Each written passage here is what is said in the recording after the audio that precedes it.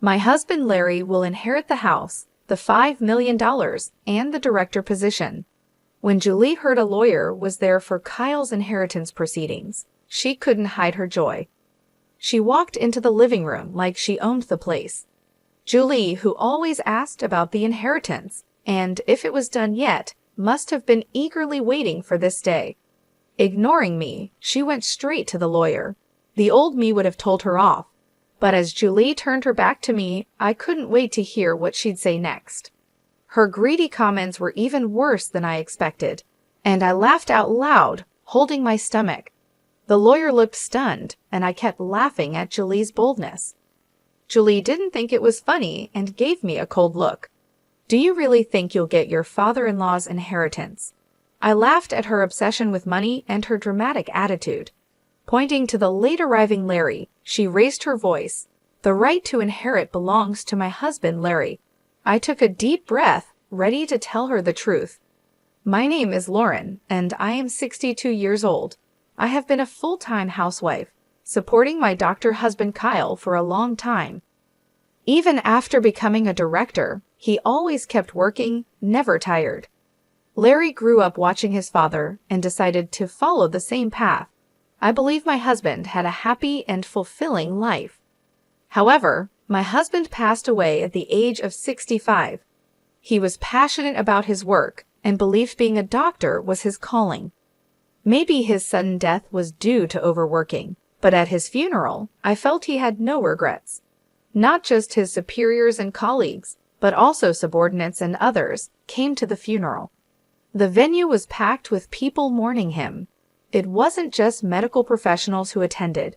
Many patients he had treated in the past came to pay their respects. I didn't know exactly how he worked since I only saw Kyle going to and from his job every day, but seeing how much he was loved reassured me that he had done the right things in his life. At the somber funeral, Julie, the eldest son's wife, seemed restless and out of place. Her face relaxed almost as if she was happy about her father-in-law's death. My suspicions were confirmed when I overheard her talking with relatives. My father-in-law was always working. I think he might have saved quite a lot since he probably didn't have much time to spend money, she said. Hearing such a statement right behind me, I couldn't believe my ears. Despite being in the middle of a funeral, Julie seemed more concerned about how her father-in-law's inheritance would be divided. Perhaps she didn't know that a daughter-in-law might not have any inheritance rights. Even so, her behavior wasn't appropriate for the funeral. Seeing her actions, Larry, the eldest son, apologized to me with a guilty look. "Mom, I'm truly sorry. No matter how many times I tell her, Julie doesn't listen." "It's not your fault, Larry. But if you feel that way, can you please firmly warn her? Many people are attending this event." I knew about Julie's behavior even before Larry mentioned it. Remembering her inexcusable attitude, I recalled how she didn't help at all while I was busy with my husband's funeral preparations. She didn't offer me any words of comfort or sympathy. To make matters worse, she was always talking about the money, asking things like, "Your husband had quite an inheritance, right? How much was it? Even if you're his wife, it's his inheritance, so don't waste it, okay? Did you come here just to say that? Is that all you have to say?" "Well, yeah, if you squander it just because you don't have long to live, I'll be in trouble." Anger and disbelief flooded over me as Julie spoke as if my late husband's assets belonged to her. Moreover, she always looked down on me and was sarcastic. I don't know why she dislikes me so much, but her comments about other people's assets have often left me disheartened. My son Larry was inspired by his father and became a doctor. Larry's earnings are not bad, but Julie has always been overly obsessed with money. She'd often call me saying things like, "I'm worried about our future with Larry's low income," or "We're short on money," hinting that she wanted financial help. Because of this, getting along with her was very challenging. I used to let things slide, but now she's targeting my husband's inheritance, and I've reached my limit. Larry's income is really unstable, so we don't have much money to spend freely. We can't afford luxuries. "Oh, really? Why don't you work then?" That would help with the household expenses, and you could afford some luxuries. What? It's ridiculous for a doctor's wife to work. You're lucky since your husband earned well, and you could live comfortably.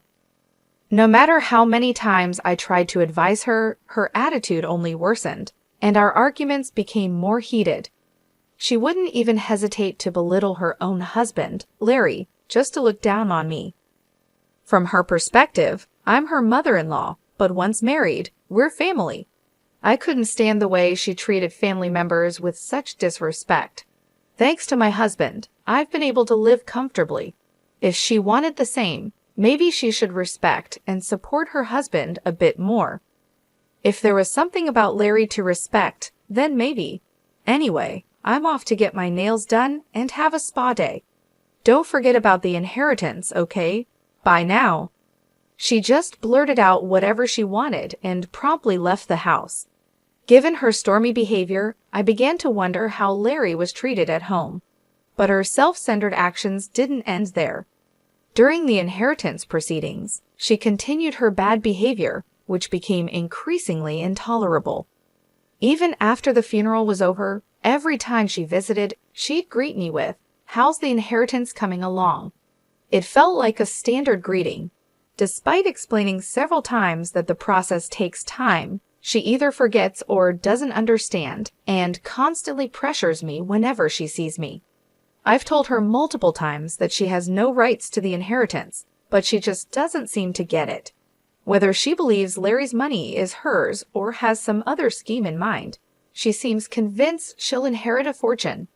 After discussing with Larry, or rather manipulating the conversation to her advantage, she probably intends to get a share of the inheritance. If that was all, it would be a family matter for Larry to handle.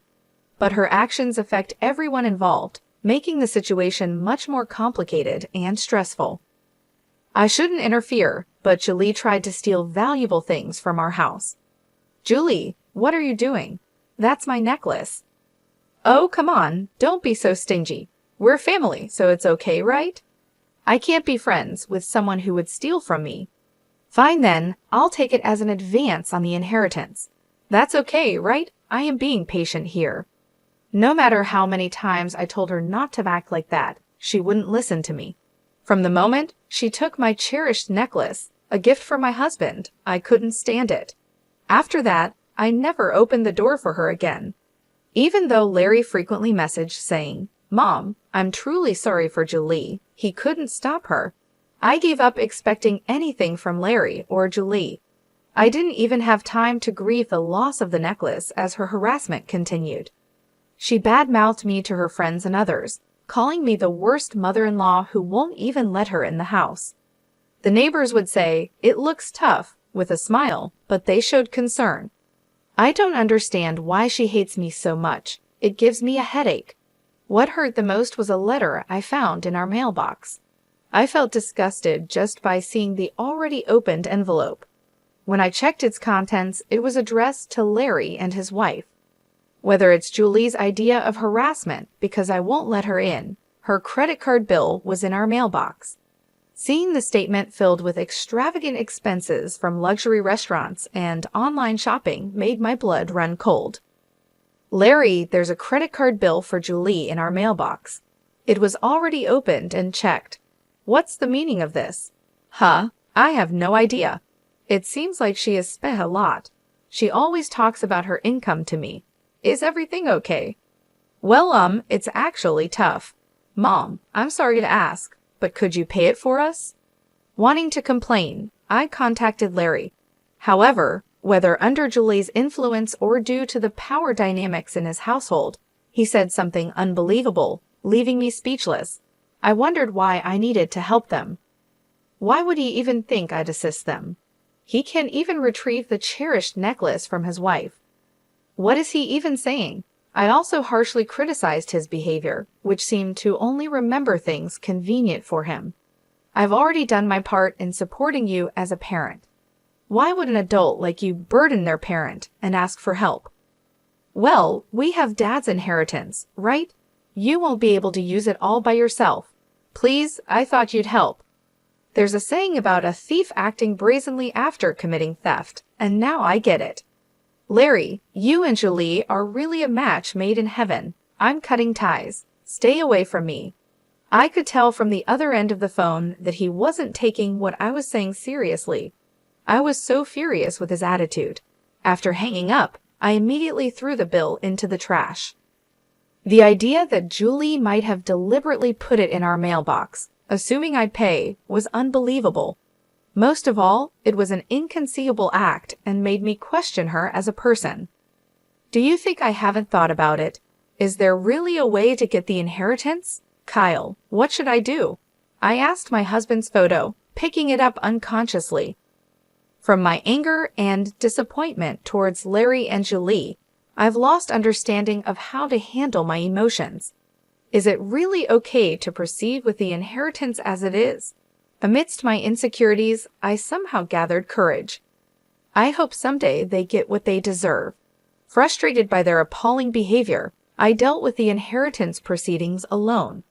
Perhaps my feelings got through, as I found out my husband had left a will, and in it, something was written.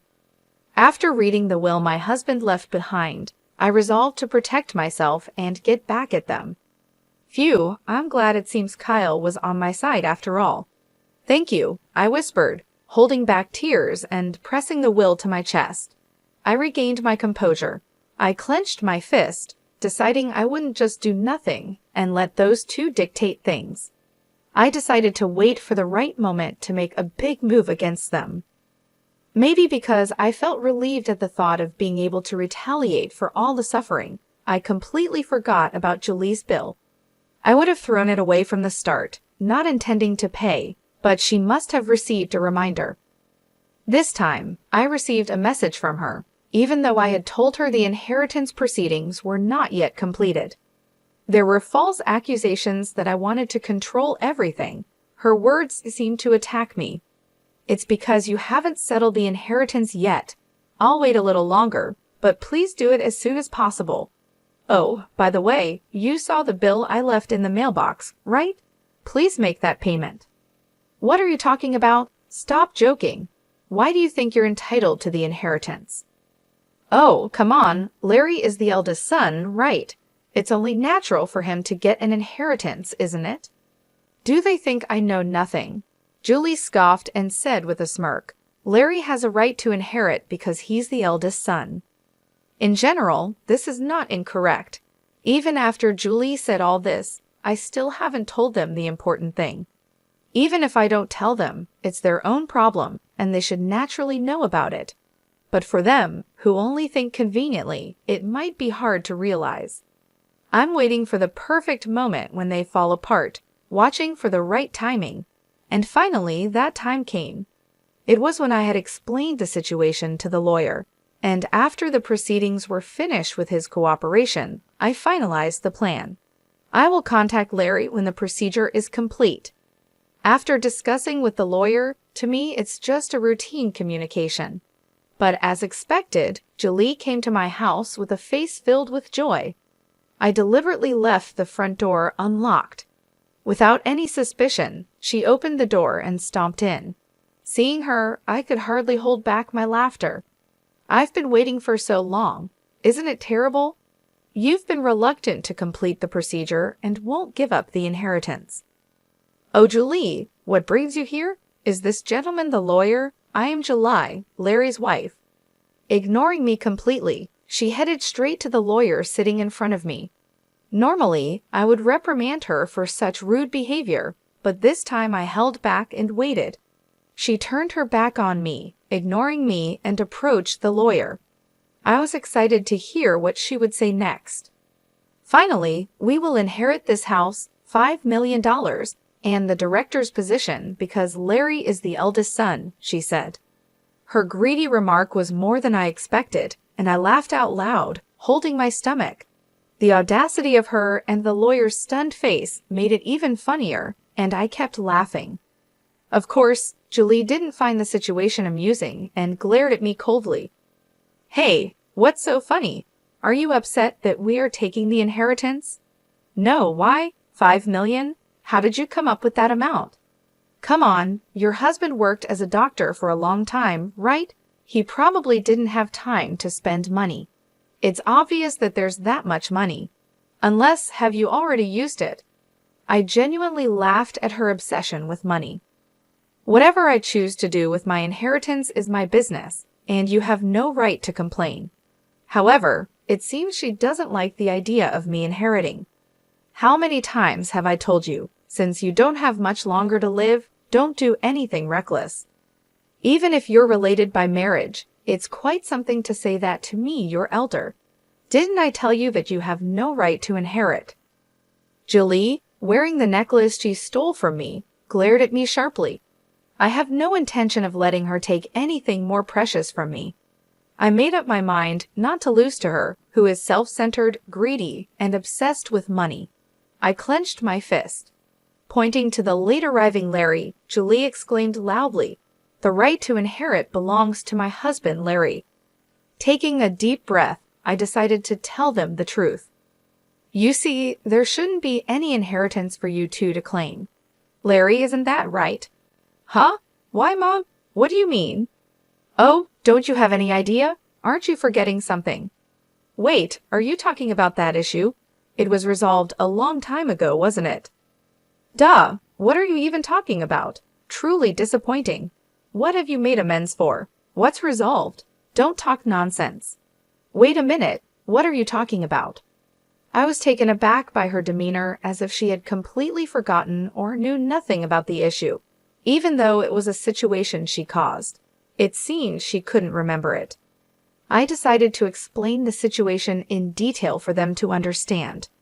Larry had married Julie a few years back. However, before that, he was already married to another woman and had a child with her. Despite having a family, he neglected them to have an affair with Julie. After their affair, Larry and Julie got married. The truth came out when Larry came begging Kyle, unable to pay alimony and child support on his own. Larry, what were you thinking? I never thought you would stoop this low. I had no other choice if I wanted to marry Julie. What are you saying? You're the one who committed the wrongdoing. Even if you are my son, don't expect me to pay for your mistakes. Larry, take responsibility and sort it out. Why? You can help me a bit. As a doctor, you are constantly working and don't have time to spend money, so you must have some to spare, right? Larry's audacious remark pushed my husband's anger to its peak. When Larry started making excuses about being overwhelmed with newlywed life and needing money for their wedding, my husband decided to cast aside his feelings as a parent and choose his grandchild instead. Fine, I'll pay on your behalf. There's no need for my grandchild to suffer because of a terrible father like you. Dad, don't say it in such a sarcastic way. I'm your son, you know. Exactly, that's the point. And in exchange, I won't support you in any way from now on. And of course, don't expect to inherit a single thing from me. Larry probably thought that my husband's words were just declarations made in the heat of the moment. But my husband believed that someone who abandons their family doesn't deserve to be celebrated. He neither attended the wedding nor offered any support. Dad, just let it go. In the future, you'll rely on us for care, right? We are family, so try to compromise a bit. No way. Why would I bother with someone like you? Knowing that his father had money, Larry had previously mentioned the need for future care and requested support. However, my husband didn't listen to Larry's words, and as he declared, he made sure it was written in his will. It clearly stated that everything should go to his wife and grandchild. My husband, with his strict personality, had meticulously written and prepared the will to ensure that not even a small amount of money would go to Larry and his wife. This fact became known when my husband's lawyer showed the will during the funeral proceedings. He said he had received the will from my husband in advance.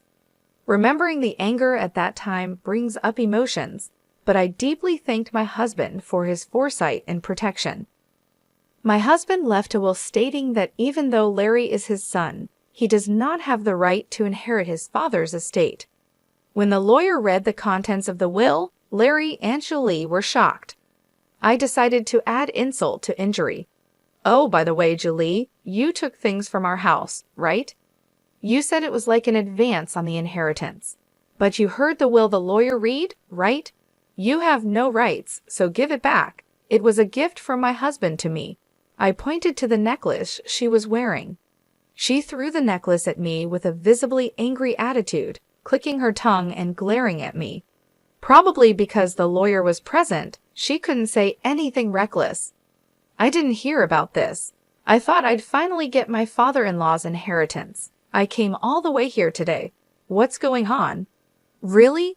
When you announced your marriage, you said being pursued meant you were more attractive, so it was inevitable, right? You knew what you were getting into when you got with him while he already had a family. I remembered how furious I was at her attitude back then. I used to think Larry was deceived by such a terrible woman, but now I realize they are a perfectly matched couple.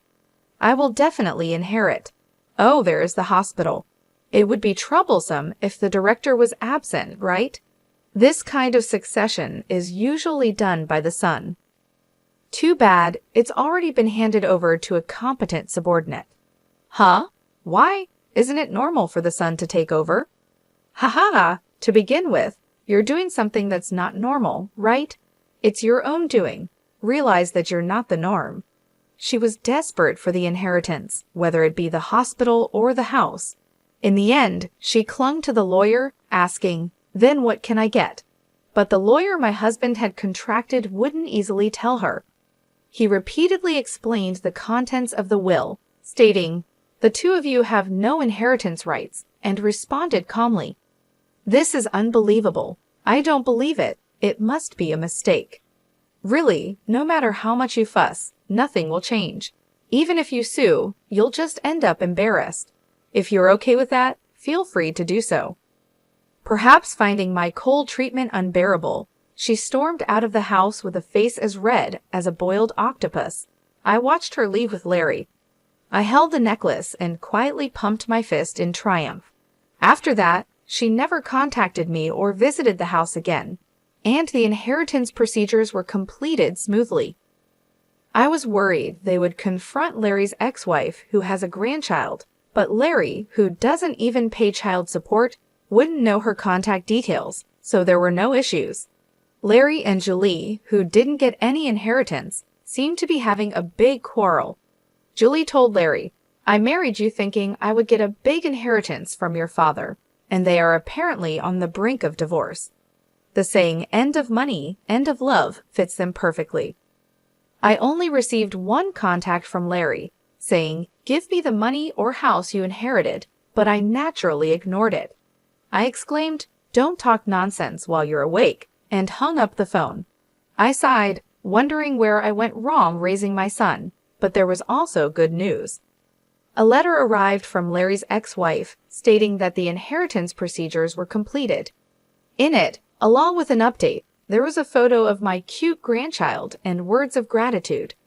"Thank you for being such wonderful grandparents," it said. "They are living very happily now." The grandchild my husband had been concerned about until the end is growing up healthy and living happily with her new father. There was also a lovely family photo in the letter, and although I felt guilt as a parent, my mood was brightened and my heart warmed. I was very happy and immediately read the letter in front of my husband's altar to report to him. I was continuously disappointed by Larry's actions and words. However, I was able to report to my husband about the grandchild, which always brought a smile to his face, and I was happy and satisfied.